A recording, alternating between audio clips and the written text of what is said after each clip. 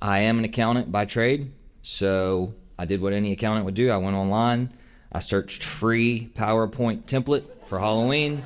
So this is my free Halloween presentation template. Hope you enjoy it. I do have a little bit of a dry presentation for you, so I've thrown in some what I think are interesting facts throughout. I hope you find them interesting. You may not, you may hate them, you may hate me before this is all over. Anyway, first thing I'm going to say is I'm always going to remind you to please sign up for automatic bank draft for your premiums if you're not already. It makes it seamless on your end, seamless on our end. You don't have to worry about it. You set it and forget it. You don't have to worry about being late ever. If you have any questions about signing up, please come see us at the accounting table or email the accounting department. We'll be glad to get you up and running with that. All right, let's go through some numbers really quick. This is a summary of our enrollment history back from 1993, our inception, up through July of this year. So you can see in 93 we started with a little over 100 units. As of July of this year, we were at around 675. I think we're at about 680 now. We've been adding units left and right, so tremendous growth there. We started with a very small number of members, and as of July, we were over 60,000. So very good growth, and that's what you want from a health insurance plan like ours. This is a breakdown of our employer units. Shows how many counties we have, 54 out of the 67 in Alabama. We have 220 municipalities out of 400 something, I think was the number. And then the rest of our units are what we call quasi-governmentals, are anything that's not a county or a municipality. This is a breakdown of our contracts by the employer type. So you can see the division there, counties, municipalities about the same, and then about 9,000 contracts in our quasi-governmental groups. Breakdown of our total members, municipalities 25,000, counties 20,000, and the rest are quasi-governmentals. This is Edgar Allan Poe. He was born in 1809, he died in 1849. You all know him, considered to be the inventor of the detective fiction genre. Wrote many mysteries and poems, Raven, Telltale Heart, Fall of the House of Usher, Cask of Amontillado, where that guy builds the bricks around the guy and buries him alive, basically. Edgar Allan Poe died under mysterious circumstances. I don't know if you know about this. I'm going to tell you about it real quick. So he was found on October 3rd, 1849, semi-conscious, quote, in great distress and in need of immediate assistance. He was wearing clothes that were not his. He died 4 days later on October 7th.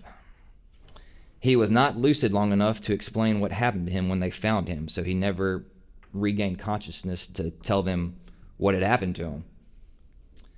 Some possible causes of death were cholera, rabies, syphilis, and a brain tumor. The most interesting theory is that Poe was a victim of cooping. I don't know why of cooping is in quote. Cooping should just be the only thing in quotes, not of. Never mind. The evidence for the cooping theory is Poe was found on election day. Why is that important?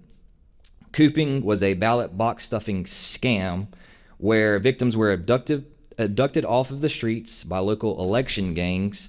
They were imprisoned in small rooms or coops and drugged and beaten in order to comply to vote for the people who had kidnapped them, their candidate of choice. They would then be forced to vote at multiple locations, hence the need for different clothing and disguises, because you couldn't come back looking like the same guy. So in 1996, cardiologist in the Maryland Medical Journal said it was rabies he got from one of his pets, so who knows how he died. All right, back to enrollments. This is a breakdown of our enrollment status by type. You can see the number of our COBRA members there, our Medicare retirees, our non-Medicare retirees, and our actives. Obviously, active employees make up a great portion of our enrollments. And our Medicare retirees, non-Medicare retirees, about the same there, close to 2,000 Medicare retirees, a very small number of COBRAs. This is a breakdown of our total members. So like I said, over 61,000 now, divided about 33,000 total contracts and then 28,000 dependents. Let's look at our medical premiums for single and family. So this is our preferred and standard rates compared to the national average, and this is for 2023, I believe. So you can see our preferred single rate 561, our standard single rate 617 versus national average of 703. For family, 1,300 for our preferred rates, 1,559 for standard versus almost $2,000 for the average national family premium. So significant savings with our premiums. This is a history of our premiums going all the way back to 1993. You can see how we had several years there with no growth or no rate increases at all. And that's when we actually started adding a lot of units because they said, this is pretty good. Sign me up for a plan with no rate increases. And you can see where we are as of this last year. Dental premium history, very small changes there throughout the years. And then this is just another representation of our medical premiums versus the national average there. So you see our 1,368 versus the 1997 national average for family, 561 for single versus 703 for the national average there. And those are our preferred rates. This is a comparison of our rates to other PPOs in the South. This comes from the Kaiser Foundation. They do a survey every year, and they put out these averages. So that's where the PPO averages come from. And you can see even more savings when you compare us to other PPOs that are in the southern region there. Over $2,000 for family if you're the average for southern PPOs. This is very small. Over $700 for a single premium on average. This is how we compare to other plans in Alabama. You'll notice this is only through 2022. That's because that Kaiser Foundation survey is always a year behind when they do the state averages. I guess it takes a little more time to get the data. But you can see our 1,286 for family versus the Alabama average of 1,600, and then 527 versus 564 for the single contracts. So savings even across the average for the state of Alabama with our plan. This is Vincent van Gogh. He was born in 1853. He died in 1890. You all know him. He was a Dutch post-impressionist painter, one of the most famous and influential painters in Western art history. Everybody knows Starry Night. It's beautiful, great. He died of a gunshot near his heart on July 29th, 1890. It was believed to be suicide. He suffered from depression, cut off part of his left ear with a razor in 1889. The innkeeper's daughter, where he ended up dying, claims that Van Gogh told her father he shot himself. That should be case closed, right? Not so fast. This is a quote from Van Gogh. "My body is mine and I am free to do what I want with it. Do not accuse anybody. It is I that wish to commit suicide." He allegedly told that to 2 cavalrymen from the French army when they came to investigate. It's kind of a weird quote. Van Gogh himself described suicide as sinful and immoral in private correspondence. So in some of his letters, he allegedly walked 1 mile after being wounded. He was out in a wheat field where he was painting at the time. So it was a mile from where he allegedly shot himself to where he ended up at the inn. His painting gear was never found by the police in that field. The bullet entered at an oblique angle, not straight as would be expected from a suicide. A French businessman admitted in 1956 that he and other boys in the neighborhood tormented the artist, although he did not admit to shooting him. So some biographers about 15 years ago challenged the conventional suicide account. Their theory is that that group of teenagers who bullied Van Gogh most likely accidentally shot him because they were known to play with pistols and have them on them. And Van Gogh was covering for the teenagers so that they would not be prosecuted. If that's true, he's a better man than me. I'd say send him to jail, give him the chair. Forensic evidence was reviewed by a chief medical examiner in 2014 at those biographers' request. It was determined that the gun would have to be held at an extremely awkward angle, and there would have been black powder burns on his hands and other marks on his skin around the wound. None of this is noted in the contemporary report. The examiner concluded, quote, "It is my opinion that in all medical probability, the wound incurred by Van Gogh was not self-inflicted. In other words, he did not shoot himself." These are our total bill charges for 2023. You can see there we were billed a total of $1.3 billion. There's a breakdown there between the categories of hospital, physician, our prescription drugs, and our dental. Keep in mind, these are bill charges. We did not actually pay $1.3 billion. These next slides show the significant discounts we get through our vendors and through our plan as a whole.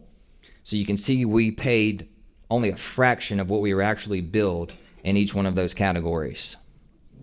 And this shows you the actual numbers here. So about 2 million total claims for the 2023 calendar year. Total charges, again, 1.3 billion. But of that 1.3 billion, we, the plan, only paid about 390 million. That is a 70% discount on the actual billed charges. We're able to do this because we have such a large group and because we were able to keep our costs so low thanks to our vendors and all of the programs and the innovation that we are implementing as a plan. And thanks to how well you unit administrators run each individual unit. This shows our cost sharing of that allowed amount. So you see the 390 million there. If you add in Medicare Advantage retirees, the total allowed amount comes to 418 million. Of that, the member paid about 15% of that, and then the plan picked up 85%. So anything over 80% is considered excellent. So obviously our cost sharing is one of the many significant advantages of being insured through our plan. This is just a pie chart, 70% discounts. Again, we only paid 30% of our bill charges. Of that 30%, the member paid 15 and the plan picked up 85% of what we actually paid. This is a pie chart showing the breakdown of how each dollar is spent on healthcare. So 38% went to hospital care, 34% to physicians, prescription drugs was 17%, Medicare Advantage 7%, dental 2%, and admin services was only 2% to provide all of these services. So in summary, our single premiums are 25% below the national average as of last year, 25% below Southern PPOs, 7% below the Alabama average. Our family premiums, 46% below the national average, almost half. It's 47% below Southern PPOs as well, and 27% below the state of Alabama average. So the plan is extremely financially well. There is my annual Dave Chappelle GIF right there. I will never stop using that as long as I'm presenting these numbers. This is Harry Houdini. This is the last one. Hang with me. He died in 1926. You know him. He was a master escape artist, illusionist, performed all kinds of stunts. So on October 22nd, 1926, he invited a group of students into his dressing room before he gave a performance. There was a student named J. Gordon Whitehead. He asked Houdini if it was true that he could resist hard punches to his abdomen. When Houdini confirmed, before he could even brace himself, Whitehead gave him 4 or 5 terribly forcible, deliberate, well-directed blows to Houdini's stomach. Houdini had no time to prepare himself for the punches, which appeared to leave him in considerable pain. The next day, Houdini developed severe abdominal pain, cold sweats, and fatigue. His temperature rose to 104. A doctor suspected appendicitis and instructed him to go to the hospital. The performer insisted on taking the stage for his opening night show in Detroit.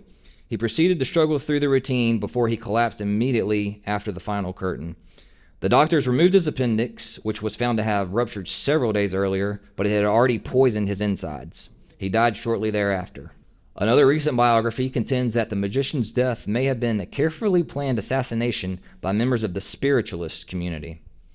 Houdini hated spiritualists and mediums and anybody of that sort. He couldn't stand them. He thought they were all fakes and frauds. He actually devoted a significant amount of his career to proving them all to be liars. So doing this obviously earned him several $1 million worth of lawsuits and more than a few enemies. but at the time of his demise, he showed no signs of letting up. He was still on the crusade to fight them. Just a few months earlier, he had testified in front of Congress to support a bill outlawing fortune-telling. Spiritualists had a history of poisoning their enemies. No autopsy was ever performed to confirm that his death was caused by the appendicitis. Quote, if someone were hell-bent on poisoning Houdini, it wouldn't have been very difficult. One more interesting note on Houdini. In the ultimate test of the spiritualist claims, he promised his wife, Bess, that he would try to communicate with her from beyond the grave. So he gave her, before he died, they both gave each other code words. So when one of them died, they would know for a fact the other was communicating with them from beyond the grave. So they each had a code word. So Bess she held annual Houdini seances for a decade, and she always hired these mediums and spiritualists, but she never got that secret code word. So after 10 years, she gave it up. One more final interesting note on Houdini. Date of his death, October 31st, 1926, Halloween Day. This is another free PowerPoint template that I got from the internet. Happy Halloween, everyone. That concludes my presentation. Thank you very much.